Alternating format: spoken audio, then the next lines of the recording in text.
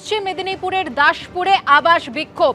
আবাসের তালিকায় নাম রয়েছে পাকা বাড়ির মালিকদের, অথচ মাটির বাড়ির বাসিন্দাদের নাম নেই।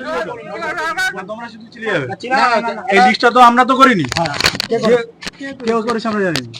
উপর থেকে সার্ভে হয়, সেই সার্ভে গুলো যখন আপনি জানেননি তো তোমার দিকে আমরা সামবাড়ি ইউনিয়নে সব জানি, বুঝলে তো?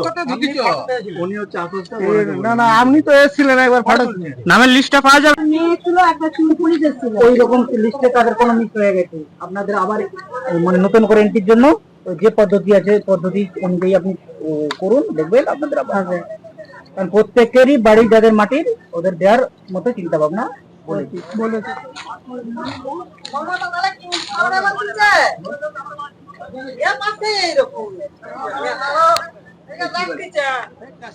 আমাদের কি 10 টাকা গেছে ঘরটা? আপনি আসেন না আসেননি বলুন তো? আমাদের কাছে বেকার ঘরে যে ঘর দিয়ে দিবে। সবাই পাকা বাড়ি, যতগুলো ইনকোয়ারি আছে সবাই পাকা বাড়ি আছে। ঘরের মাটি সব ঘর রেখেছে। যাদের মাটির বাড়ি প্রকৃত তাদের যে ছবি আপনারা দেখছেন দাসপুরের নন্দনপুর 2 নম্বর পঞ্চায়েতে, সেখানে আশা কর্মীদের ঘিরে এভাবেই বিক্ষোভ দেখানো হয়। বিস্তারিত জানবো, কথা বলবো আমাদের প্রতিনিধি সোমনাথ দাসের সঙ্গে। সোমনাথ, ঠিক কি অভিযোগ করছে প্রশাসনের তরফে, কি বলা হচ্ছে? দেখো সুকর্ণা, এটা গতকাল বিকেল বেলায় ঘটনাটি ঘটেছে এবং যখন আশা কর্মীরা এই দাসপুরের ধর্মা গ্রামে, অর্থাৎ নন্দনপুর 2 নম্বর পঞ্চায়েতের মধ্যে ধর্মা গ্রাম, সেখানে যখন তারা যায় সার্ভে করতে, এবং সার্ভে করতে গিয়ে সেখানে গ্রামবাসীদের বিক্ষোভের মুখে পড়ে। গ্রামবাসীদের একটাই বক্তব্য যে যাদের পাকা বাড়ি রয়েছে, দোতলা বাড়ি রয়েছে, তাদের নামে আবাসে বাড়ি এসেছে, অথচ যারা মাটির ঘরে বাস করছে, ভাঙা ঘরে বাস করছে, ত্রিপল টানিয়ে বাস করছে, 4 দিনের পর দিন ঠান্ডার মধ্যে, বৃষ্টির মধ্যে ত্রিপলে দিয়ে জল পড়ছে, এরকম বাড়ি আছে, তারা বাড়ি পায়নি। এই নিয়ে ক্ষোভে ফেটে পড়ে আশাকর্মীদের উপর।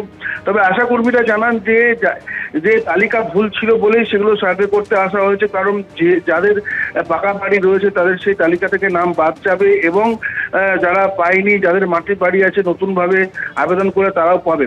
কিন্তু এতে কর্ণপাত করে না গ্রামবাসীরা, তারা বিক্ষোভ দেখাতে শুরু করে। তারা এও বলে যে প্রত্যেক বাড়ি একই রকম ঘটনা ঘটছে, আমাদের বাড়ি নেই, আমরা মাটির বাড়িতে থাকছি, অথচ আমাদেরকে বাড়ি দেওয়া হচ্ছে না, কিন্তু যাদের দোতলা বাড়ি আছে, 3তলা বাড়ি আছে, তাদেরকে বাড়ি দেওয়া হয়েছে। এ বিষয়ে বিজেপির পক্ষ থেকে অভিযোগ জানানো হয় যে হ্যাঁ, বেছে বেছে যারা তৃণমূল করে, তৃণমূলের লোক বা বেছে বেছে এখানে কাঠ পানি খাওয়ার জন্য এখানে বাড়িগুলো বড় লোকদের দেওয়া হচ্ছে, এবং সিপিএম এর পক্ষ থেকে একই রকম ভাবে দুর্নীতির কথা বলা হয়। কিন্তু তৃণমূলের কোনো নেতৃত্বকে আমরা জিজ্ঞাসা করার পর তাদের কাছ থেকে কোনো প্রতিক্রিয়া আমরা পাইনি।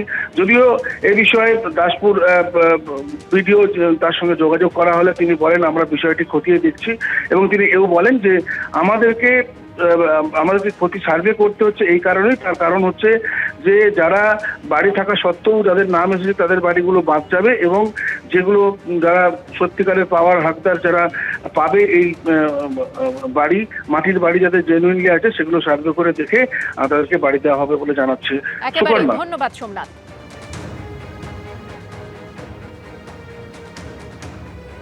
পাকার ঘর তার দিকে দোতলা দিতে, তার দিকে ঘুরে ঘুরে ঘর দেয়।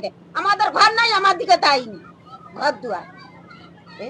না তোরা দেখেনি, পলি যাচ্ছে ঘরে, বলে তোমাদের ঘরে আসেনি, তোমাদের ঘরে আসেনি। ঘর ভেঙে পড়েছে, আমাদের ঘর দেয়নি, ঘর তুলে দেখায়নি, আর ও যাদের পাকা বাড়ি তার দিকে পাকা বাড়ি, তার দিয়ে ঘর দিচ্ছে, আমাদের কোনো ঘর কিছু দেয়নি। অভিযোগকারীদের বক্তব্য আপনারা শুনলেন। বিজেপির তরফ থেকে ঠিক কি অভিযোগ তোলা হচ্ছে শোনাবো। আপনি যদি তালিকা দেখেন, দেখবেন এই তালিকাতে সেই সমস্ত লোকেদের নামই বেশি করে পাবেন যাদের অলরেডি পাকা বাড়ি আছে, অথবা যারা তৃণমূল কংগ্রেসের সক্রিয় কর্মী নেতৃত্বরা আছে। টাকা লুটপাটের পুরো ব্যবস্থা মমতা বন্দ্যোপাধ্যায়ের কর্মীরা বুথে বুথে তৈরি করে ফেলছেন।